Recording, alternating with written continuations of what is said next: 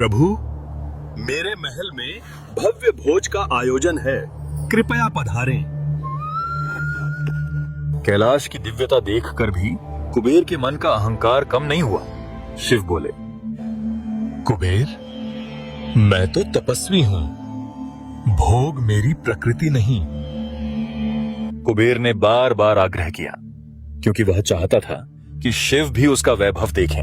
तब शिव जी ने सोचा, कुबेर को एक ऐसी सीख मिलनी चाहिए जो उसका अहंकार तोड़ दे। शिव बोले, मैं नहीं आ पाऊंगा, पर तुम मेरे पुत्र गणेश का सत्कार करना। कुबेर ये सुनकर बहुत खुश हुआ। सोचा, एक छोटा बच्चा, ये तो बहुत आसान है। कुबेर अलकापुरी लौटे और गणेश जी के स्वागत की भव्य तैयारियां शुरू कर दी। अलकापुरी एक उत्सव की तरह चमक रही थी, मानो सूर्य धरती पर उतर आया हो। अब कुबेर को इंतजार था बाल गणेश के आगमन का। और तभी गणेश जी अलकापुरी पहुंचे अपनी मासूम मुस्कान के साथ। प्रभु, आपका स्वागत है। कुबेर ने उन्हें सोने की थालों से भरा भोजनालय दिखाया। बाल गणेश, आपकी सेवा में सब उपस्थित हैं। गणेश जी ने कहा, मुझे बहुत भूख लगी है, जल्दी भोजन कराओ। जैसे ही भोजन शुरू हुआ, वे एक एक थाल मिनटों में खत्म करने लगे।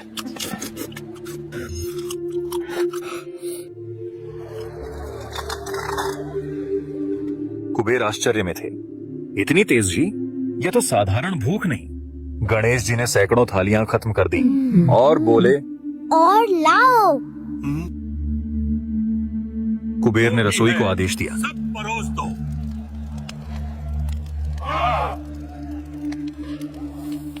पर गणेश जी की भूख थमने का नाम ही नहीं ले रही थी। अब रसोई खाली हो चुकी थी, पर गणेश जी बोले, पर मेरा पेट नहीं भरा, मुझे अभी भी भूख लगी है। गणेश जी भोजनालय छोड़कर रसोई में घुस गए। जो मिला सब खा लिया।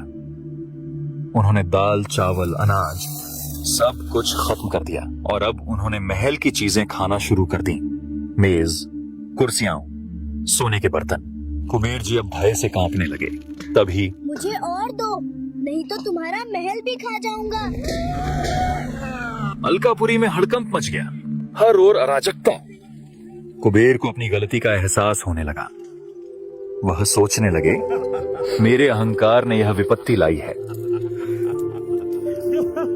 तभी गणेश जी कुबेर जी के पास आकर बोले, अगर भोजन नहीं मिला तो मैं तुम्हें भी खा जाऊंगा।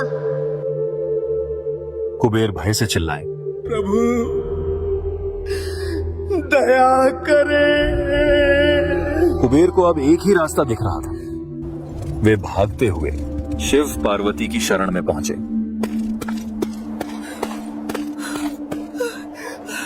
प्रभु, मैंने अहंकार किया, मुझे क्षमा करें। कुबेर, धन से नहीं, भाव से ईश्वर प्रसन्न होते हैं। धन के देवता कुबेर को अपने अहंकार पर पछतावा हो रहा था और रोते रोते पूरी घटना बताई। उन्होंने गणेश जी का कैसे स्वागत किया, उन्हें खाना परोसा और कैसे उनकी भूख कभी खत्म नहीं हुई और कैसे गणेश जी ने महल में रखी हर चीज को खाना शुरू कर दिया, बर्तनों से लेकर कुर्सियों तक। यह सब सुनकर शिवजी बोले, एक बात याद रखना कुबेर, धन से ज्यादा अभिमान सबसे बड़ा शत्रु है। अब आप ही कुछ कीजिए प्रभु, ना मेरा सब कुछ समाप्त हो जाएगा। माता पार्वती, उन्होंने एक मुट्ठी भुना चावल दिया। पार्वती बोली, इसे प्रेम से अर्पित करना, इसी से उनकी भूख शांत होगी। कुबेर चकित थे, इतना साधारण प्रसाद। शिव बोले, कुबेर, सरलता में ही सच्ची भक्ति है। कुबेर प्रसाद लेकर अलकापुरी लौटने लगे। उनके मन से अब अहंकार बिल्कुल मिट चुका था, सिर्फ भय और पश्चाताप था। कुबेर अलकापुरी पहुंचे तो वहां अराजकता का माहौल था। गणेश जी अब भी भूखे थे। कुबेर गणेश जी के सामने गए। प्रभु, ये साधारण प्रसाद है, प्रेम से अर्पित करता हूँ। गणेश जी ने वह लाई स्वीकार की और आश्चर्य, उनकी अनंत भूख तत्काल शांत हो गई। गणेश जी बोले, कुबेर, सच्चा अर्पण हृदय से होता है, सोने की थाली से नहीं।